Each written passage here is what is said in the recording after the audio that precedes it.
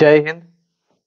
RPF 2024 ಎಕ್ಸಾಮ್ಗೆ ಸಂಬಂಧಿಸಿದ ಹಾಗೆ ಕಾನ್ಸ್ಟೇಬಲ್ ಆಗಿರ್ಬಹುದು ಅಥವಾ SI ಎಕ್ಸಾಮ್ ಆಗಿರ್ಬಹುದು, ಈ ಎರಡು ಎಕ್ಸಾಮ್ಸ್ ಗಳಿಗೆ ಯಾರೆಲ್ಲ ಅಪ್ಲಿಕೇಶನ್ ಅನ್ನ ಸಲ್ಲಿಸೇರಿ ಅವರ ಫಾರ್ಮ್ಸ್ ಏನ್ ಸಲ್ಲಿಸೇರಿ ನೀವು ಅದರ ಸ್ಟೇಟಸ್ ಇರುವಂತದ್ದು ಚೆಕ್ ಮಾಡೋದು ಹೇಗೆ ಅನ್ನೋದನ್ನ ಈ ಒಂದು ವಿಡಿಯೋದಲ್ಲಿ ನಾವು ನೋಡೋಣ.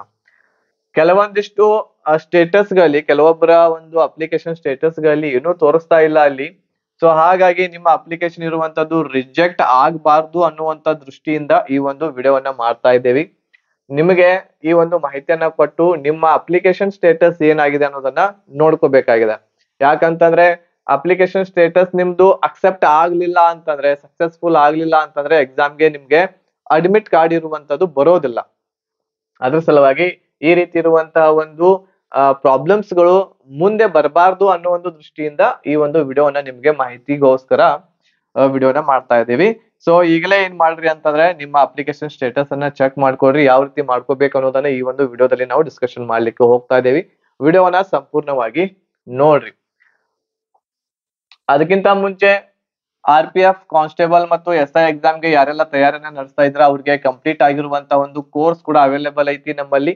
ಆ ಕೋರ್ಸ್ ದೊಂದಿಗೆ ನೀವು ನಿಮ್ಮ ಮನೆಯಲ್ಲೇ ಕೂತುಕೊಂಡು ನೀವು ಒಳ್ಳೆ ರೀತಿಯಿಂದ ಪ್ರಿಪರೇಷನ್ ಅನ್ನ ನಡೆಸಬಹುದು ನಿಮ್ಮ ಎಕ್ಸಾಮ್ಗೆ. ಓನ್ಲಿ 500 rupees ಅಲ್ಲಿ ಸಿಗ್ತಾ ಇದೆ ನಿಮ್ಗೆ. ಇದು ಕಂಪ್ಲೀಟ್ ಪ್ಯಾಕೇಜ್ ನಿಮ್ಗೆ 500 ರೂಪಾಯಿದಲ್ಲಿ ಸಿಗ್ತಾ ಇದೆ. ಕನ್ನಡದಲ್ಲಿ ಇರ್ತೈತಿ ಎಲ್ಲಾ ಕ್ಲಾಸಸ್ಗಳು.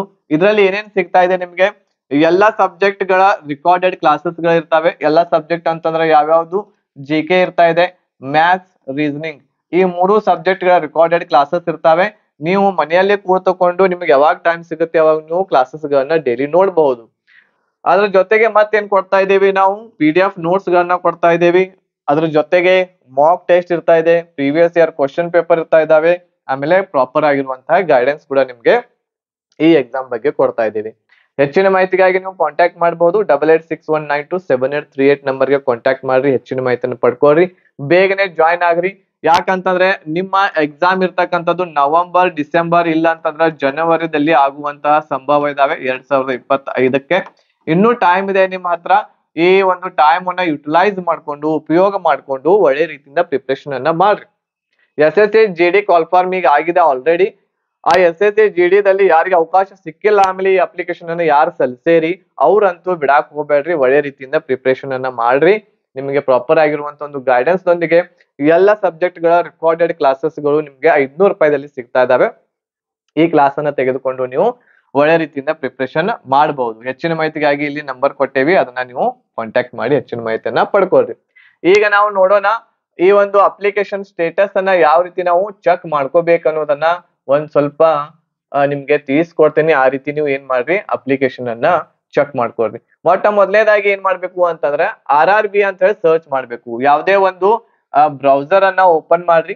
ಬ್ರೌಸರ್ ಓಪನ್ ಮಾಡಿದ ಮೇಲೆ ಗೂಗಲ್ ಆಗಿರ್ಬೋದು ಅಥವಾ ಬೇರೆ ಯಾವ್ದಾದ್ರು ಕ್ರೋಮ್ ಆಗಿರ್ಬೋದು, ಅದನ್ನ ಓಪನ್ ಮಾಡಿದ ಮೇಲೆ ಇಲ್ಲಿ RRB ಅಂತ ಹೇಳಿ ಸರ್ಚ್ ಮಾಡ್ರಿ. RRB ಅಂತ ಹೇಳಿ ಸರ್ಚ್ ಮಾಡಿದ್ಮೇಲೆ ಇಲ್ಲಿ ಕೆಳಗೆ ಒಂದು ಆಪ್ಷನ್ ಬರ್ತಾ ಇದೆ ನಿಮ್ಗೆ, RRB ಹೋಮ್ ಅಂತ ಹೇಳಿ ಒಂದು ಆಪ್ಷನ್ ಬರ್ತೈತಿ. ಅದ್ರ ಮೇಲೆ ಕ್ಲಿಕ್ ಮಾಡ್ಬೇಕು. RRB ಹೋಮ್ ಅಂತ ಹೇಳಿ ಒಂದು ಆಪ್ಷನ್ ಬರುತ್ತೆ, ಅದ್ರ ಮೇಲೆ ನೀವು ಕ್ಲಿಕ್ ಮಾಡ್ರಿ. RRB ಹೋಮ್ ಮೇಲೆ ನೀವು ಕ್ಲಿಕ್ ಮಾಡಿದ್ರಿ ಅಂತಂದ್ರ ಒಂದು ಪೇಜ್ ಓಪನ್ ಆಗುತ್ತೆ ಇನ್ನೊಂದು. ಸೊ ಈ ರೀತಿ ಇರುವಂತದ್ದು ಒಂದು ಪೇಜ್ ಓಪನ್ ಆಗುತ್ತೆ. ಇಲ್ಲಿ ನೀವು ನೋಡಬಹುದು ರೈಲ್ವೆ ರಿಕ್ರೂಟ್ಮೆಂಟ್ ಅಂತ ಹೇಳಿದೆ, ರೈಲ್ವೆ ರಿಕ್ರೂಟ್ಮೆಂಟ್ ಬೋರ್ಡ್ ಅಂತ ಹೇಳಿದೆ. ಇಲ್ಲಿ ministry of railways, government of India ಅಂತ ಹೇಳಿದೆ. ಈ ರೀತಿ ಇರುವಂತದ್ದು ಒಂದು ಪೇಜ್ ಓಪನ್ ಆಗುತ್ತೆ. ಈ ಪೇಜ್ ಓಪನ್ ಆದ್ಮೇಲೆ ನೀವು ನೆಕ್ಸ್ಟ್ ಮಾಡ್ಬೇಕಾಗಿರುವಂತದ್ದು ಏನು ಅಂತಂದ್ರೆ ಇಲ್ಲಿ ಅಪ್ಲೈ ಅನ್ನುವಂಥದ್ದು ಒಂದು ಬಟನ್ ಇದೆ. ಅಪ್ಲೈ ಮೇಲೆ ನೀವು ಕ್ಲಿಕ್ ಮಾಡ್ಬೇಕು. ಅಪ್ಲೈ ಮೇಲೆ ಕ್ಲಿಕ್ ಮಾಡಿದ್ಮೇಲೆ ಆಲ್ರೆಡಿ ಹ್ಯಾವ್ ಆನ್ ಅಕೌಂಟ್ ಅಂತ ಹೇಳಿ ಕೇಳ್ತದ್ದು. ಆಲ್ರೆಡಿ ಹ್ಯಾವ್ ಆನ್ ಅಕೌಂಟ್ ಮೇಲೆ ನೀವು ಕ್ಲಿಕ್ ಮಾಡಿದ್ರ ಅಂತಂದ್ರ ಈ ರೀತಿ ಇರುವಂತದ್ದು ಒಂದು ಪೇಜ್ ಓಪನ್ ಆಗುತ್ತೆ. ಇಲ್ಲಿ ಏನ್ ಮಾಡ್ಬೇಕು ಅಂತಂದ್ರೆ ನೀವು ಇಲ್ಲಿ ಏನ್ ಮಾಡ್ಬೇಕು, ಮೊಬೈಲ್ ನಂಬರ್ ಅಥವಾ ಇಮೇಲ್ ID ಅನ್ನ ನೀವು ಇಲ್ಲಿ ಹಾಕ್ಬೇಕು. ಆಮೇಲೆ ನೀವು ಏನ್ ಪಾಸ್ವರ್ಡ್ ಅನ್ನ ಕೊಟ್ಟಿರ್ತೀರಿ ಆ ಪಾಸ್ವರ್ಡ್ ಅನ್ನ ಹಾಕಿರಿ. ಇಲ್ಲಿ ಒಂದ್ ವೇಳೆ ನಿಮ್ಗೆ ಪಾಸ್ವರ್ಡ್ ನಿಮ್ಗೆ ಗೊತ್ತಿರ್ಲಿಲ್ಲ ಅಂತಂದ್ರ ಫಾರ್ಗೊಟ್ ಪಾಸ್ವರ್ಡ್ ಅಂತ ಹೇಳಿದೆ, ಅದ್ರ ಮೇಲೆ ಕ್ಲಿಕ್ ಮಾಡಿ. ನಿಮ್ಮ ಮೊಬೈಲ್ಗೆ ಒಂದು OTP ಬರ್ತೈತಿ, ಅದರಿಂದ ನೀವು ಪಾಸ್ವರ್ಡ್ ಅನ್ನ ಇನ್ನೊಂದು ಜನರೇಟ್ ಮಾಡಬಹುದು. ಆಮೇಲೆ ಇಲ್ಲಿ ಕ್ಯಾಪ್ಚಾ ಇರ್ತೈತಿ, ಇಲ್ಲಿ ಕ್ಯಾಪ್ಚಾವನ್ನ ಇಲ್ಲಿ ನಮೂದು ಮಾಡ್ರಿ. ಇಲ್ಲಿ ಮಾಡಿದ ಮೇಲೆ ಲಾಗಿನ್ ಅಂತ ಹೇಳಿ ನೀವು ಕೊಡ್ಬೇಕು. ಲಾಗಿನ್ ಅಂತ ಹೇಳಿ ಕೊಟ್ಟ ಮೇಲೆ ನೆಕ್ಸ್ಟ್ ಏನ್ ಬರುತ್ತೆ, ಲಾಗಿನ್ ಆದ್ಮೇಲೆ ಏನ್ ಮಾಡ್ಬೇಕು ಅಂತಂದ್ರೆ ಒಂದು ಪೇಜ್ ಓಪನ್ ಆಗ್ತೈತಿ, ಅದು ಯಾವ ರೀತಿ ಇರ್ತೈತಿ ಅನ್ನೋದನ್ನ ತೋರಿಸ್ತೇನೆ ನಾನ್ ನಿಮ್ಗೆ. ಓಕೆ, ಸೊ ಒಂದು ಪೇಜ್ ಓಪನ್ ಆಗುತ್ತೆ ಈ ರೀತಿ ಬಂದ್ಮೇಲೆ. ಈ ರೀತಿ ಇರುವಂತದ್ದೊಂದು ಪೇಜ್. ಸೊ ಇದು ನಿಮ್ಗೆ ಬ್ಲರ್ ಕಾಣ್ತಾ ಇರ್ಬೋದು, ಇದು ಸ್ಕ್ರೀನ್ ಶಾಟ್, ಬೇರೆಯವರ ಒಂದು ಲಾಗಿನ್ ಆದ್ಮೇಲೆ ಒಂದು ಸ್ಕ್ರೀನ್ ಶಾಟ್ ತಕೊಂಡೇನಿ ನಾನು. ಸೊ ಇಲ್ಲಿ ಏನಿರ್ತೈತಿ ಅಂತಂದ್ರ, ಇಲ್ಲಿ ಕೆಲವೊಂದಿಷ್ಟು ಇನ್ಸ್ಟ್ರಕ್ಷನ್ಸ್ ಅಂತ ಹೇಳಿ ಒಂದು ಆಪ್ಷನ್ ಇರ್ತೈತಿ, ಆನ್ಲೈನ್ ಅಪ್ಲಿಕೇಶನ್ ಅಂತ ಹೇಳಿ ಒಂದ್ ಇರ್ತೈತಿ, ಅದ್ರ ಜೊತೆಗೆ ಅಪ್ಲಿಕೇಶನ್ ಹಿಸ್ಟ್ರಿ ಅಂತ ಇರ್ತೈತಿ. ಏನ್ ಇರ್ತೈತಿ ಇಲ್ಲಿ? ಅಪ್ಲಿಕೇಶನ್ ಹಿಸ್ಟ್ರಿ ಅಂತ ಇರ್ತೈತಿ. ಈ ಅಪ್ಲಿಕೇಶನ್ ಹಿಸ್ಟ್ರಿ ಮೇಲೆ ಏನ್ ಮಾಡ್ಬೇಕು ಅಂತಂದ್ರೆ ನೀವು ಕ್ಲಿಕ್ ಮಾಡ್ಬೇಕು.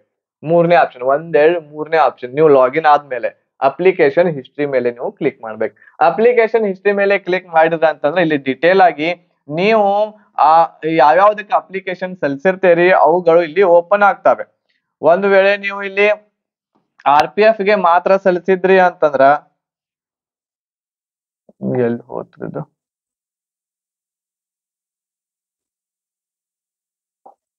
ಎಲ್ಲಿ ಡಿಲೀಟ್ ಆಯ್ತದು, ಒಂದ ನಿಮಿಷ ಇದನ್ನ ಓಪನ್ ಮಾಡ್ತೀನಿ.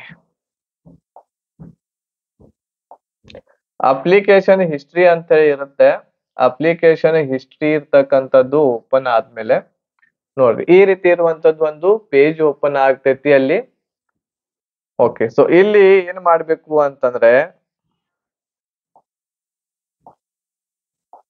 ಓಕೆ, ಈಗ ಇಲ್ಲಿ ಅಪ್ಲಿಕೇಶನ್ ಹಿಸ್ಟ್ರಿ ಇರ್ತಕ್ಕಂಥದ್ದು ಓಪನ್ ಮಾಡ್ತೀರಿ. ಇದು ಓಪನ್ ಆದ್ಮೇಲೆ ಇಲ್ಲಿ ಏನ್ ತೋರಿಸ್ತೈತಿ ಅಂತಂದ್ರೆ, ಒಂದ್ ವೇಳೆ ನೀವು ಆರ್ ಬಿ ದಲ್ಲಿ ಕಾನ್ಸ್ಟೇಬಲ್ ಗೆ ನೀವು ಅಪ್ಲಿಕೇಶನ್ ಸಲ್ಲಿಸಿದ್ರ ಅಂತಂದ್ರೆ ಕಾನ್ಸ್ಟೇಬಲ್ ಅಂತ ಬರ್ತೈತಿ.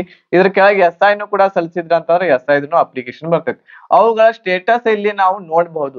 ಅಪ್ಲಿಕೇಶನ್ ಸ್ಟೇಟಸ್ ಇಲ್ಲಿ ನಾನು ಚೆಕ್ ಮಾಡಿರುವಂತಹ ಅಭ್ಯರ್ಥಿಯ ಸ್ಟೇಟಸ್, ಅಪ್ಲಿಕೇಶನ್ ಸ್ಟೇಟಸ್ ಒಂದೇದಿದೆ, ಆಮೇಲೆ ಪೇಮೆಂಟ್ ಸ್ಟೇಟಸ್, ಇವು ಎರಡನ್ನ ಚೆಕ್ ಮಾಡ್ಕೋಬೇಕು. ಅಪ್ಲಿಕೇಶನ್ ಸ್ಟೇಟಸ್ ದಲ್ಲಿ ಇಲ್ಲಿ ಡಾಟ್ ಇದೆ, ಆಮೇಲೆ ಪೇಮೆಂಟ್ ಸ್ಟೇಟಸ್ ದಲ್ಲಿ ಸಕ್ಸೆಸ್ ಅನ್ನುವಂಥದ್ದು ಒಂದು ಆಪ್ಷನ್ ನಿಮ್ಗೆ ಕಾಣ್ತಾ ಇದೆ. ಈ ಎರಡರಲ್ಲಿ ಒಂದು ಸಕ್ಸೆಸ್ ಇರ್ತಕ್ಕಂಥದ್ದು ನಿಮ್ದು ಬಂದಿತ್ತು ಅಂತಂದ್ರೆ ಅಪ್ಲಿಕೇಶನ್ ಅಕ್ಸೆಪ್ಟ್ ಆಗಿದೆ, ರಿಜೆಕ್ಟ್ ಆಗಿಲ್ಲ ಅಂತ ಹೇಳಿ. ಒಂದ್ ವೇಳೆ ಅಪ್ಲಿಕೇಶನ್ ಸ್ಟೇಟಸ್ ದಲ್ಲಿಯೂ ಡಾಟ್, ಪೇಮೆಂಟ್ ಸ್ಟೇಟಸ್ ದಲ್ಲಿಯೂ ಕೂಡ ಡಾಟ್ ಅಂತ ಹೇಳಿ ಲೈನ್ ಬಂತು ಅಂತಂದ್ರೆ ನಿಮ್ಮ ಅಪ್ಲಿಕೇಶನ್ ಇನ್ನೂ ಅದು ಪ್ರೋಗ್ರೆಸ್ ದಲ್ಲಿ ಇದೆ ಅಥವಾ ಅದು ರಿಜೆಕ್ಟ್ ಆಗಿರಬಹುದು ಅನ್ನುವಂತ ಸಂಭವ ಕೂಡ ಇಲ್ಲಿ ಇರ್ತಾ ಇದೆ. ಇವು ಎರಡುಗಳನ್ನ ಚೆಕ್ ಮಾಡ್ಕೊಳ್ರಿ, ಅಪ್ಲಿಕೇಶನ್ ಸ್ಟೇಟಸ್ ಆಮೇಲೆ ಪೇಮೆಂಟ್ ಸ್ಟೇಟಸ್, ಇವು ಎರಡುಗಳನ್ನ ಚೆಕ್ ಮಾಡ್ಕೊಳ್ರಿ. ಯಾವ ರೀತಿ ಚೆಕ್ ಮಾಡ್ಕೋಬೇಕಂತ ಹೇಳಿ ನಾನು ನಿಮ್ಗೆ ಹೇಳಿದೆ. ಇದು ಏನು ಅಂತಂದ್ರೆ ಮುಂದೆ ನಿಮ್ಗೆ ಪ್ರಾಬ್ಲಮ್ಸ್ ಗಳು ಬರಬಾರ್ದು ಅನ್ನೋ ಒಂದು ದೃಷ್ಟಿಯಿಂದ ಈಗಲೇ ನೀವು ಚೆಕ್ ಮಾಡ್ಕೊಂಡು ಇಟ್ಕೊಳ್ರಿ. ಅಥವಾ ಏನಾದ್ರು ಪ್ರಾಬ್ಲಮ್ಸ್ ಇತ್ತು, ನೀವು ಪೇಮೆಂಟ್ ಮಾಡಿದ್ರಿ, ಅಥವಾ ಏನಾದ್ರೂ ನಿಮ್ಗೆ ಎಲ್ಲ ನಮ್ದು ಸರಿ ಇತ್ತು ಸರ್, ಆದ್ರೂ ಕೂಡ ನಮ್ಗೆ ಬರ್ಲಿಲ್ಲ ಅಪ್ಲಿಕೇಶನ್ ಅಡ್ಮಿಟ್ ಕಾರ್ಡ್ ಬರ್ಲಿಲ್ಲ ಅಂತ ಹೇಳಿ ಇತ್ತು ಅಂತಂದ್ರ ಇಲ್ಲಿ ನಿಮ್ಗೆ ವೆಬ್ಸೈಟ್ ಒಳಗ್ ಹೋಗ್ರಿ. ಆ ವೆಬ್ಸೈಟ್ ಏನು ಇಲ್ಲಿ ಆಗಲ್ಲ ಹೇಳಿದ್ನಲ್ಲ ನಾನು, ರೈಲ್ವೆ ರಿಕ್ರೂಟ್ಮೆಂಟ್ ಬೋರ್ಡ್, ಅಲ್ಲಿ ನಿಮ್ಗೆ ಯಾವ್ದಾದ್ರು ಒಂದು ನಂಬರ್ ಸಿಗುತ್ತೆ, ಆ ನಂಬರ್ಗೆ ಕಾಂಟ್ಯಾಕ್ಟ್ ಮಾಡ್ಕೊಳ್ರಿ. ಕಾಂಟ್ಯಾಕ್ಟ್ ಮಾಡ್ಕೊಂಡು ಏನ್ ಮಾಡ್ರಿ, ಅವ್ರಿಗೆ ಹೇಳ್ರಿ ಈ ರೀತಿ ನಾವು ಪೇಮೆಂಟ್ ಕೂಡ ಮಾಡೇವಿ, ಎಲ್ಲ ಆಗಿದೆ, ಬಟ್ ನಮ್ದು ಇಲ್ಲಿ ಸ್ಟೇಟಸ್ ದಲ್ಲಿ ಏನೋ ತೋರಿಸ್ತಾ ಇಲ್ಲ ಅಂತ ಹೇಳಿ ಅಲ್ಲಿ ಏನಾದ್ರು ಸಾಲ್ವ್ ಮಾಡ್ತಾರೆ. ಯಾಕೆ ಇದನ್ನ ಈಗ ಹೇಳಾಕತ್ತೀನಿ ಅಂತಂದ್ರ, ಇನ್ನೂ ನಿಮ್ ಹತ್ರ ಟೈಮ್ ಐತಿ, ಹೌದಾ? ಇನ್ನೂ ಏನೈತಿ ಹೇಳ್ರಿ, ನಿಮ್ಮ ಹತ್ರ ಟೈಮ್ ಇದೆ. ಸೊ ಇದು ನಿಮ್ಗೆ ಸೆಪ್ಟೆಂಬರ್ ತಿಂಗಳು ಈಗ ನಡೀತಾ ಇದೆ, ಸೆಪ್ಟೆಂಬರ್, ಅಕ್ಟೋಬರ್, ನವೆಂಬರ್, ಆಮೇಲೆ ಡಿಸೆಂಬರ್. ಸೊ ಇನ್ನೂ ಇಲ್ಲ ಅಂತಂದ್ರೆ 2-3 ತಿಂಗಳವರೆಗೆ ನಿಮ್ಗೆ ಟೈಮ್ ಸಿಗ್ತಾ ಇದೆ. 3 ತಿಂಗಳ ಅಂತಂದ್ರೆ 90 ಡೇಸ್, 90 ದಿನಗಳ ನಿಮ್ಮ ಹತ್ರ ನಿಮ್ ಕೈಯಾಗಿದಾವು. 90 ಡೇಸ್ ನಿಮ್ಮ ಕೈ ಒಳಗಿರೋದರಿಂದ ಒಳ್ಳೆ ರೀತಿಯಿಂದ ಪ್ರಿಪರೇಷನ್ ಮಾಡಬಹುದು. ಆಮೇಲೆ ಪ್ರಾಬ್ಲಮ್ಸ್ ಗಳಿದ್ರೆ ಸಾಲ್ವ್ ಮಾಡ್ಕೋಬಹುದು ಇನ್ನ 90 ದಿನ ಇರೋದರಿಂದ. ಸೊ ಹಾಗಾಗಿ ಯಾರಾದ್ರೂ ನೀವು ಈ ಒಂದು ಕೋರ್ಸ್ಗೆ ಜಾಯಿನ್ ಆಗ್ಬೇಕು, ಒಳ್ಳೆ ರೀತಿಯಿಂದ ಪ್ರಿಪರೇಷನ್ ಆಗ್ಬೇಕು ಅಂತಂದ್ರೆ ಈ ಒಂದು ಕೋರ್ಸ್ಗೆ ನೀವು ಜಾಯಿನ್ ಆಗ್ಬಹುದು. ಈ ಕೋರ್ಸ್ ನಿಮಗೆ ಅಬ್ಸಲ್ಯೂಟ್ಲಿ ಓನ್ಲಿ 500 rupees ದಲ್ಲಿ ಸಿಗ್ತಾ ಇದೆ. 500 ರೂಪಾಯಿದಲ್ಲಿ ಇದೆ ನೋಡ್ರಿ ಓನ್ಲಿ. ಬೇಗನೆ ಇರ್ತಕ್ಕಂಥದ್ದು, ನೀವು ಜಾಯಿನ್ ಆಗಿ ಆಮೇಲೆ ಒಳ್ಳೆ ರೀತಿಯಿಂದ ಪ್ರಿಪರೇಷನ್ ಅನ್ನ ಮಾಡಬಹುದು. ಯಾವ ಎಕ್ಸಾಮ್ಗೆ? 2 ಎಕ್ಸಾಮ್ಗೆ ಯೂಸ್ ಆಗತ್ತೆ ಇದು. RPF ದಲ್ಲಿ ಇರುವಂತಹ ಕಾನ್ಸ್ಟೇಬಲ್ ಮತ್ತು SI 2 ಎಕ್ಸಾಮ್ಗೂ ಯೂಸ್ ಆಗುವ ಹಾಗೆ ಕ್ಲಾಸಸ್ ಗಳನ್ನ ನಾವು ನಿಮ್ಗೆ ಕೊಡ್ತಾ ಇದೀವಿ. ಓಕೆ, ಸೊ ಇದಿಷ್ಟು ಮಾಹಿತಿ ನಿಮ್ಗೆ ನಾನು ತಿಳಿಸಿಕೊಟ್ಟೆ. ಈ ಮಾಹಿತಿ ನಿಮ್ಗೆ ಇಷ್ಟ ಆಗಿತ್ತು ಅಂತಂದ್ರೆ ಲೈಕ್ ಮಾಡಿ, ಶೇರ್ ಮಾಡಿ, ನಿಮ್ಮ ಎಲ್ಲ ಫ್ರೆಂಡ್ಸ್ ಗಳಿಗೆ ಕೂಡ ತಿಳಿಸಿ ಅಂತ ಹೇಳ್ತಾ ಈ ವಿಡಿಯೋ ಇಲ್ಲಿಗೆ ಮುಗಿಸ್ತಾ ಇದ್ದೀನಿ. ಧನ್ಯವಾದಗಳು. ಜೈ ಹಿಂದ್.